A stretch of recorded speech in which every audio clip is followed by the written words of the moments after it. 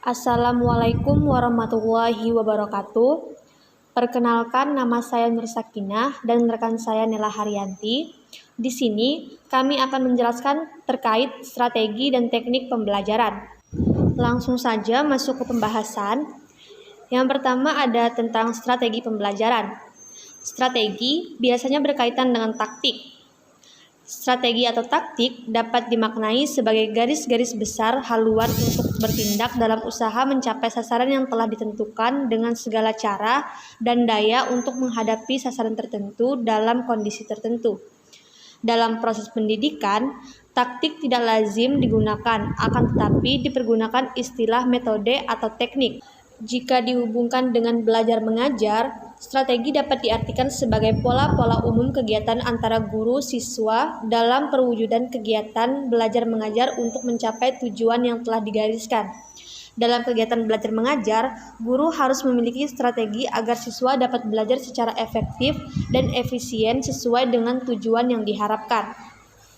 Strategi pembelajaran dapat ditinjau berdasarkan pengertian secara sempit dan pengertian secara luas. Secara sempit, strategi pembelajaran dapat diartikan sebagai cara yang digunakan untuk mencapai tujuan pembelajaran. Sedangkan secara luas, strategi pembelajaran dapat diberi arti sebagai penerapan semua aspek yang berkaitan dengan pencapaian tujuan pembelajaran, termasuk di dalamnya adalah perencanaan, pelaksanaan, dan terhadap proses, hasil, serta pengaruh kegiatan pembelajaran. Ada 4 strategi dasar yang harus dilakukan oleh seorang guru, yaitu yang pertama, mengidentifikasi serta menetapkan spesifikasi dan kualifikasi perubahan tingkah laku serta karakter atau kepribadian siswa yang diharapkan setelah proses pembelajaran. Ini artinya, sebelum memulai mendesain strategi pembelajaran, tugas guru adalah menetapkan kompetensi yang ingin dicapai dari kegiatan pembelajaran yang akan dilaksanakan. Yang kedua, memilih pendekatan belajar mengajar yang disesuaikan dengan karakteristik siswa, karakteristik materi pembelajaran, dan kurikulum yang berlaku. Yang ketiga, memilih dan menetapkan prosedur, metode, dan teknik belajar mengajar yang dianggap paling tepat dan efektif untuk dijadikan sebagai pegangan bagi guru dalam melaksanakan kegiatan mengajarnya. Yang keempat, menetapkan norma-norma dan batas minimal keberhasilan atau kriteria serta standar keberhasilan sehingga dapat dijadikan pedoman guru dalam melakukan evaluasi hasil kegiatan belajar mengajar yang selanjutnya akan dijadikan umpan balik untuk penyempurnaan sistem instruksional secara keseluruhan. Adapun macam-macam strategi pembelajaran, yaitu strategi berdasarkan kegiatan yang ditimbulkannya. Strategi pembelajaran dapat dibagi menjadi 2 bagian, yaitu yang pertama, strategi pembelajaran yang berpusat pada peserta didik.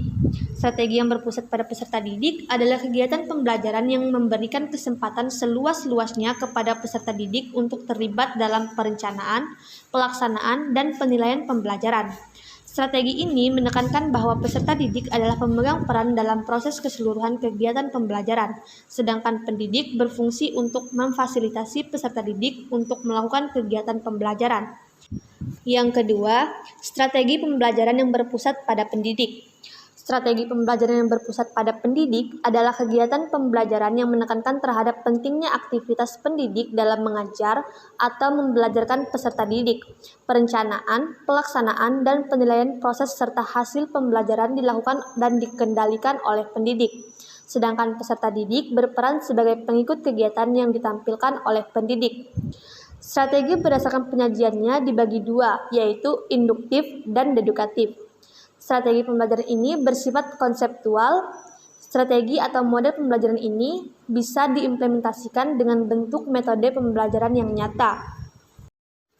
Dalam kurikulum 2013, strategi pembelajaran atau model pembelajaran ada 5, yaitu yang pertama, strategi discovery learning atau menyingkap pembelajaran.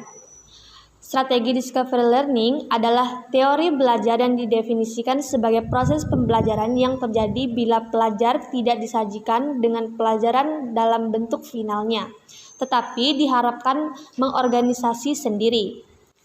Yang kedua, strategi inquiry learning atau penyelidikan pembelajaran. Strategi pembelajaran inquiry juga didefinisikan sebagai rangkaian kegiatan pembelajaran yang menekankan pada proses berpikir secara kritis dan analis untuk mencari dan menemukan sendiri jawabannya dari suatu masalah yang ditanyakan. Proses berpikir ini biasa dilakukan melalui tanya jawab antara guru dan siswa. Strategi pembelajaran inquiry merupakan bentuk dari pendekatan yang berorientasi pada siswa. Strategi pembelajaran inquiry merupakan strategi yang menekankan kepada pembangunan intelektual anak. Perkembangan mental atau intelektual itu, menurut Piaget, dipengaruhi oleh 4 faktor, yaitu pematangan, pengalaman fisik, pengalaman sosial, dan keseimbangan. Pembelajaran yang mempersiapkan situasi bagi anak untuk melakukan eksperimen sendiri, dalam arti luas ingin melihat apa yang terjadi, ingin melakukan sesuatu, ingin menggunakan simbol-simbol, dan mencari jawaban atas pertanyaan sendiri. Menghubungkan penemuan yang satu dengan penemuan yang lain, membandingkan apa yang ditemukan dengan yang ditemukan orang lain. Yang ketiga, strategi problem-based learning atau pembelajaran berbasis masalah. Strategi problem-based learning adalah metode pengajaran yang bercirikan adanya permasalahan nyata sebagai konteks untuk para peserta didik belajar berpikir kritis dan keterampilan memecahkan masalah serta memperoleh pengetahuan.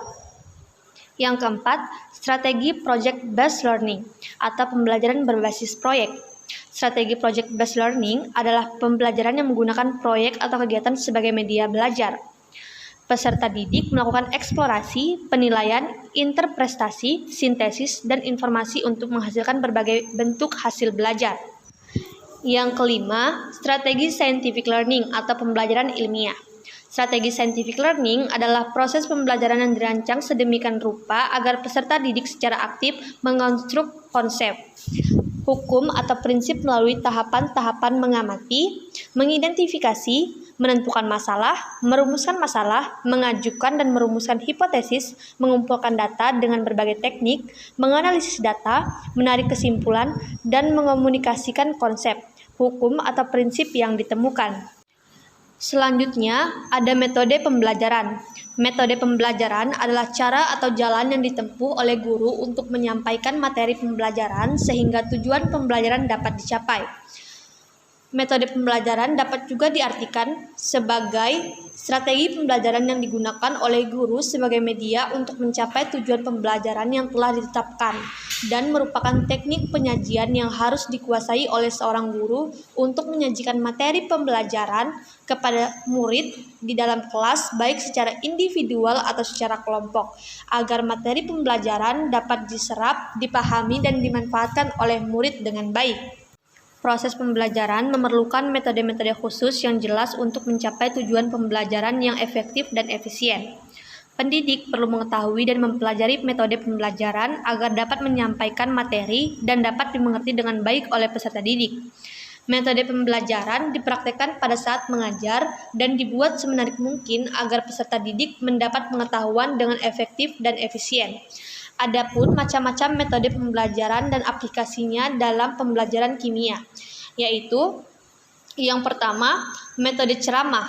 Metode ceramah ialah suatu cara penyajian bahan pelajaran dengan melalui penuturan atau penjelasan lisan oleh pendidik kepada siswa. Pendidik menyampaikan materi secara lisan dan peserta didik mendengarkan. Metode ceramah bervariasi, merupakan cara penyampaian, penyajian bahan pelajaran dengan disertai macam-macam penggunaan metode pengajaran lain seperti tanya jawab dan diskusi terbatas, pemberian tugas, dan sebagainya. Keunggulan metode ceramah adalah dapat digunakan untuk mengajar dalam jumlah peserta didik yang banyak. Tujuan pembelajaran dapat disampaikan dengan mudah, dan sebagainya. Sedangkan kekurangannya adalah komunikasi cenderung hanya satu arah, sangat tergantung pada kemampuan komunikasi verbal pendidik dan sebagainya. Aplikasi metode ceramah dalam pembelajaran kimia seperti seorang pendidik yang sedang mengajar di kelas tentang materi koloid pada materi pembelajaran kimia kelas 11 semester 2. Pendidik dapat mulai dengan mengajak siswa atau peserta didik untuk membayangkan tentang suatu larutan dan campuran, bahkan jika bisa dan bila memungkinkan dengan cara memperlihatkan gambar-gambar yang mendukung, dapat berupa susu, sirup, cat, dan lain-lain. Hal itu dapat dilakukan berulang-ulang dengan berganti-ganti materi pembelajaran satu dengan yang lain. Proses ini menunjukkan bahwa pendidik tidak lagi dominan dalam menyampaikan materi dalam pembelajaran, tetapi mengajak siswa untuk berpikir secara induktif. Kemudian siswa dilibatkan dalam sebuah kegiatan pengambilan kesimpulan bersama pendidik. Yang kedua, metode tanya jawab. Metode tanya jawab adalah suatu cara untuk menyajikan bahan pembelajaran dalam bentuk pertanyaan dari pendidik yang harus dijawab oleh siswa, begitupun sebaliknya, baik secara lisan maupun tertulis. Pertanyaan yang diajukan mengenai isi pembelajaran yang sedang diajarkan pendidik atau pertanyaan yang lebih luas, asal berkaitan dengan pembelajaran atau pengalaman yang dihayati. Melalui tanya jawab akan memperluas dan memperdalam pelajaran tersebut. Keunggulan metodenya adalah memotivasi siswa untuk mengikuti pembelajaran secara aktif, mendorong siswa untuk berpikir kritis, dan sebagainya. Aplikasi metode tanya jawab dalam pembelajaran kimia seperti seorang pendidik yang sedang mengajar di kelas tentang materi koloid pada materi pembelajaran kimia kelas 11 semester 2. Pendidik dapat mulai dengan mengajak siswa atau peserta didik untuk membayangkan tentang suatu larutan dan campuran. Kemudian, pendidik memberikan apersepsi.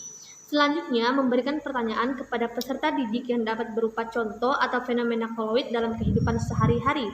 Proses ini menunjukkan bahwa pendidik tidak lagi dominan dalam menyampaikan materi dalam pembelajaran, tetapi mengajak siswa untuk berpikir secara induktif. Kemudian siswa dilibatkan dalam sebuah kegiatan pengambilan kesimpulan bersama pendidik. Yang ketiga, metode diskusi. Metode diskusi adalah suatu penyajian bahan pembelajaran dengan cara peserta didik membahas dengan bertukar pendapat mengenai topik atau masalah tertentu untuk memperoleh suatu pengertian bersama yang lebih jelas dan teliti tentang topik atau untuk mempersiapkan dan merampungkan keputusan bersama. Ada pula yang menyatakan bahwa strategi pembelajaran diskusi secara signifikan meningkatkan kinerja peserta didik dalam kimia lebih baik daripada strategi pembelajaran ceramah. Studi ini menyimpulkan bahwa diskusi meningkatkan pencapaian dan produktivitas yang lebih baik daripada metode ceramah. Keunggulan metode diskusi adalah menumbuhkan sikap ilmiah dan jiwa demokratis, menciptakan suasana belajar yang interaktif, dan lain sebagainya.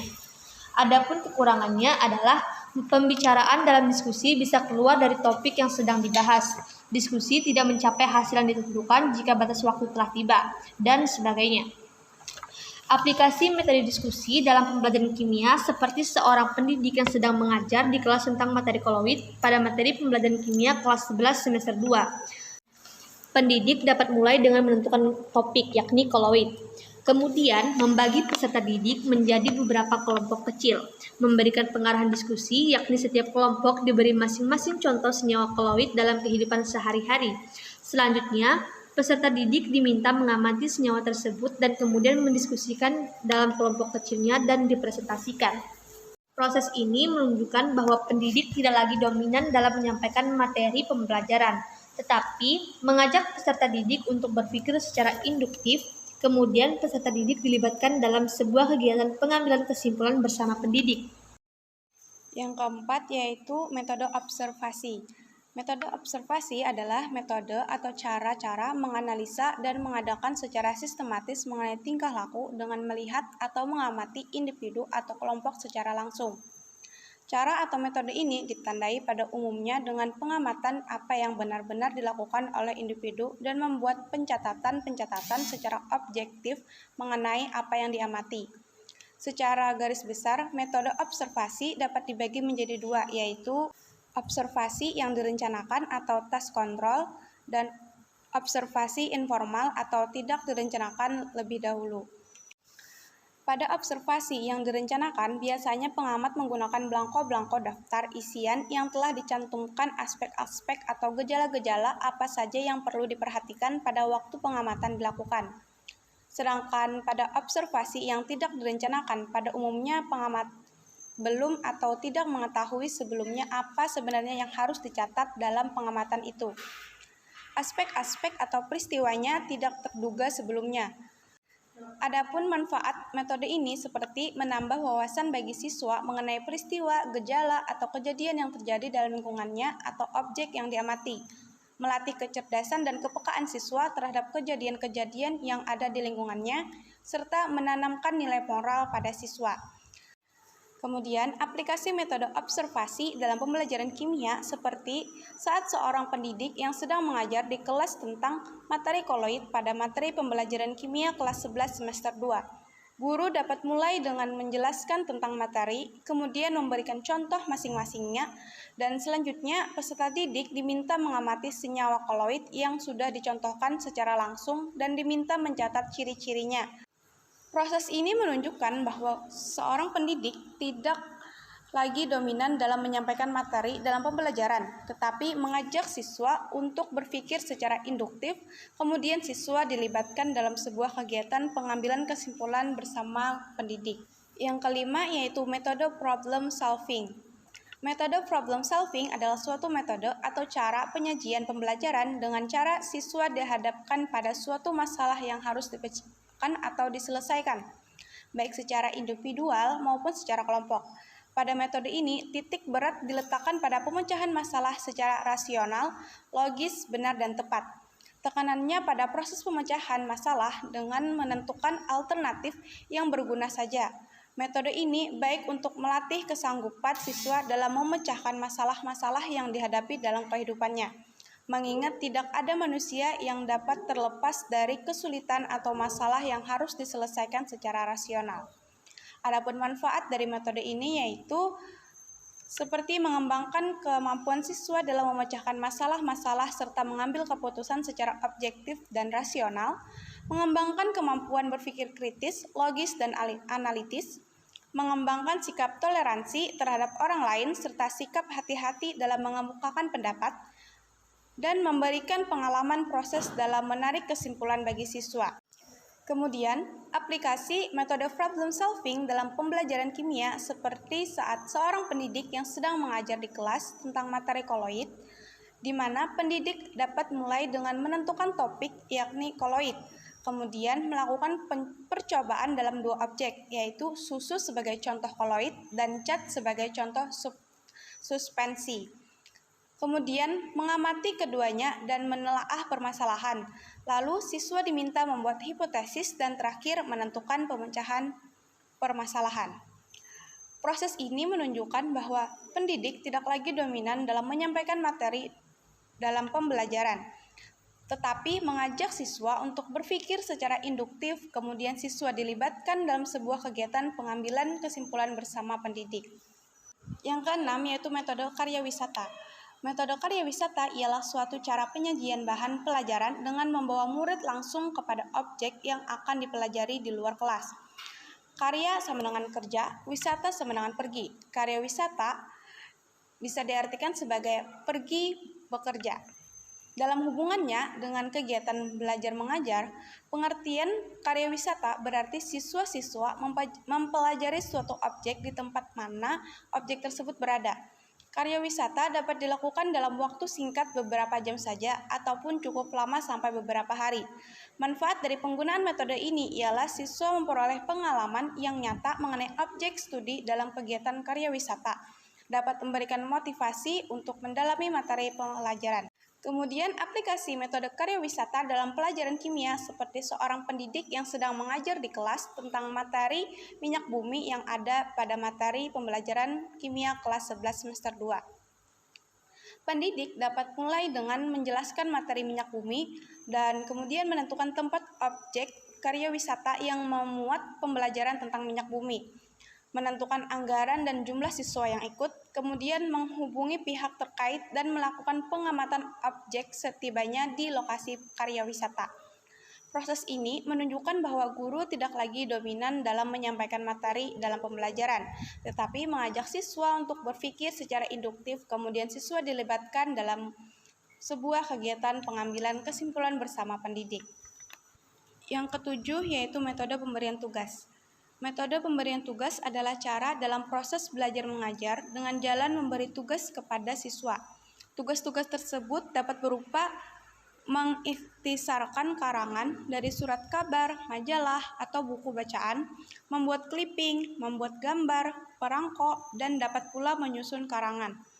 Metode pemberian tugas dianjurkan antara lain untuk mendukung metode ceramah, inquiry, VCT. Penggunaan metode ini memerlukan pemberian tugas dengan baik ruang baik ruang lingkup maupun bahannya. Pelaksanaannya dapat diberikan secara individual maupun kelompok.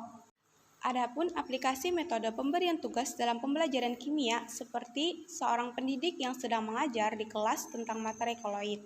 Kemudian pendidik dapat mulai dengan menentukan topik yakni koloid.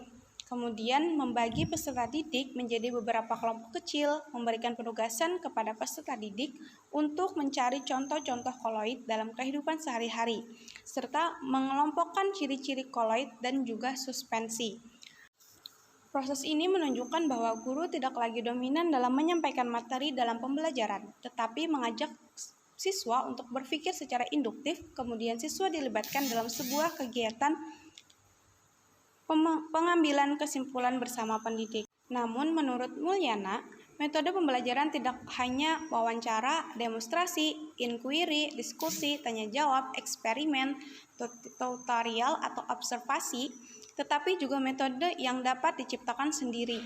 Prinsipnya, metode tersebut memudahkan peserta didik untuk memahami materi pelajaran. Penggunaan metode pembelajaran harus disesuaikan dengan materi pelajaran yang akan disampaikan. Kolaborasi beberapa metode pembelajaran harus direncanakan dengan baik. Misalnya, pada awal pembelajaran guru menggunakan metode ceramah. Selanjutnya, guru menggunakan metode penugasan atau metode diskusi. Pembahasan selanjutnya yaitu teknik pembelajaran. Setelah metode pembelajaran dijabarkan ke dalam teknik dan gaya pembelajaran, dengan demikian teknik pembelajaran dapat diartikan sebagai cara yang dilakukan seorang dalam mengimplementasikan suatu metode secara spesifik. Misalkan, penggunaan metode ceramah pada kelas dengan jumlah siswa yang relatif banyak membutuhkan teknik tersendiri, yang tentunya secara teknis akan berbeda dengan penggunaan metode ceramah pada kelas yang jumlah siswanya terbatas. Demikian pula dengan penggunaan metode diskusi, perlu digunakan teknik yang berbeda pada kelas siswa yang tergolong aktif dengan kelas siswa yang tergolong pasif. Dalam hal ini, pendidik dapat berganti-ganti teknik meskipun dalam koridor metode yang sama. Teknik yang pertama yaitu teknik ceramah. Teknik ceramah adalah memberikan uraian atau penjelasan kepada sejumlah murid pada waktu dan tempat tertentu. Dengan kata lain, teknik ini adalah sebuah teknik mengajar dengan menyampaikan informasi dan pengetahuan secara lisan kepada sejumlah siswa yang pada umumnya mengikuti secara pasif. Yang kedua yaitu teknik diskusi. Teknik diskusi adalah salah satu teknik belajar mengajar yang dilakukan oleh seseorang pendidik di sekolah, yang dimana dalam teknik ini terjadi proses interaksi antara dua atau lebih individu yang terlibat, saling tukar-menukar pengalaman, informasi, memecahkan masalah, dan juga semuanya aktif, tidak ada yang pasif sebagai pendengar. Teknik diskusi merupakan suatu cara mengajar dengan cara memecahkan masalah yang dihadapi, baik dua orang atau lebih yang masing-masing mengajukan argumentasinya untuk memperkuat pendapatnya. Teknik yang ketiga yaitu teknik tanya-jawab. Teknik tanya-jawab adalah suatu cara mengelola pembelajaran dengan menghasilkan pertanyaan-pertanyaan yang mengarahkan siswa memahami materi tersebut. Teknik tanya-jawab akan menjadi efektif bila materi yang menjadi topik bahasan menarik, menantang, dan memiliki nilai aplikasi tinggi.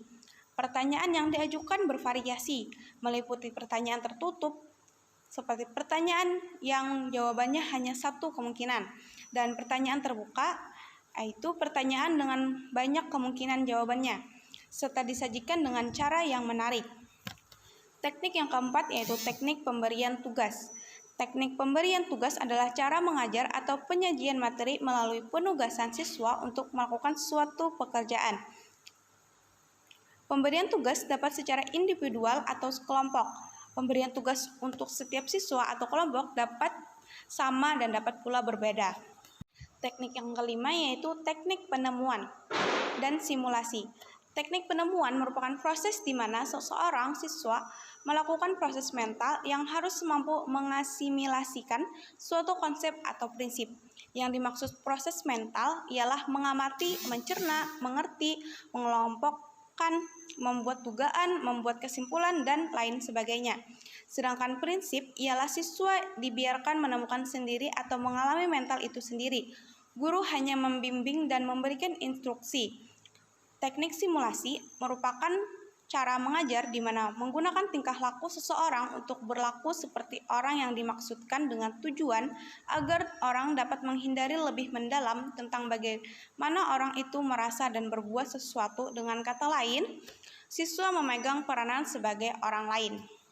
Yang keenam, teknik inquiry adalah teknik pengajaran pendidik di depan kelas di mana pendidik memberikan tugas peneliti untuk suatu masalah dalam kelas. Siswa dibagi menjadi beberapa kelompok dan masing-masing kelompok mendapatkan tugas tertentu yang harus dikerjakan. Kemudian mereka mempelajari, meneliti, dan membahas tugasnya di dalam kelompok. Kemudian dibuat laporan yang tersusun baik dan kemudian didiskusikan secara luas atau melalui pleno sehingga diperoleh kesimpulan terakhir.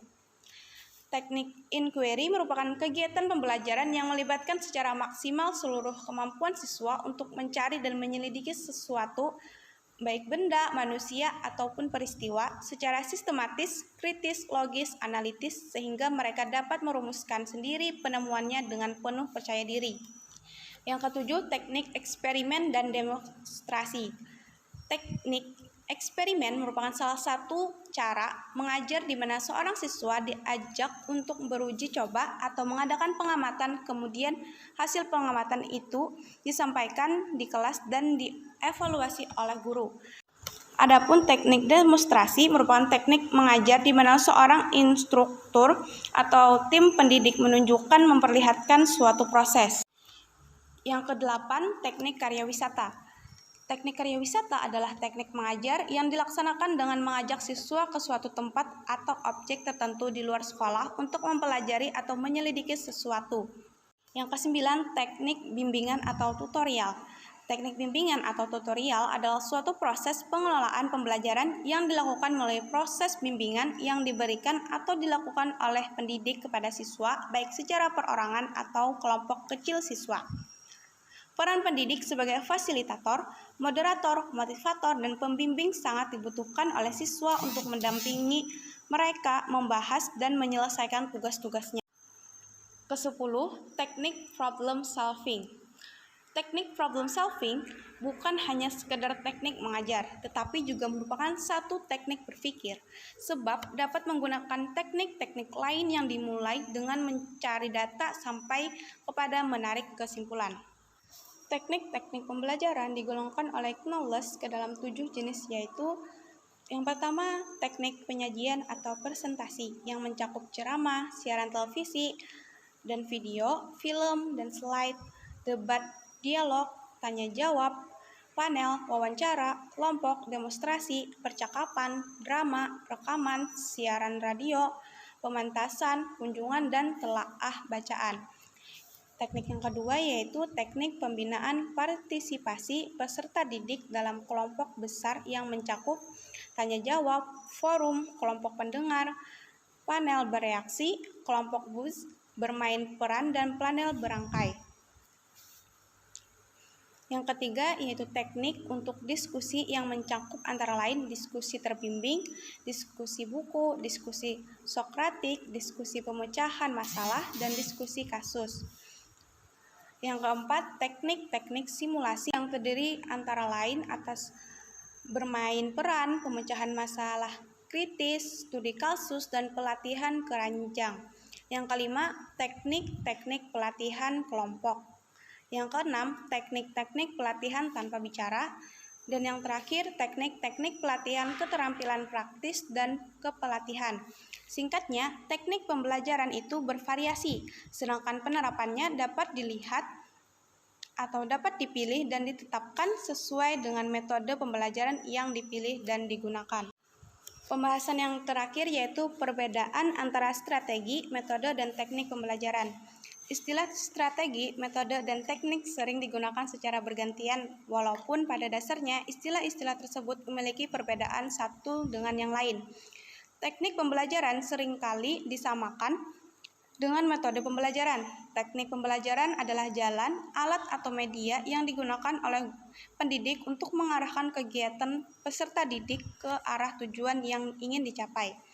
Metode pembelajaran didefinisikan sebagai cara yang digunakan pendidik yang dalam menjalankan fungsinya merupakan alat untuk mencapai tujuan pembelajaran.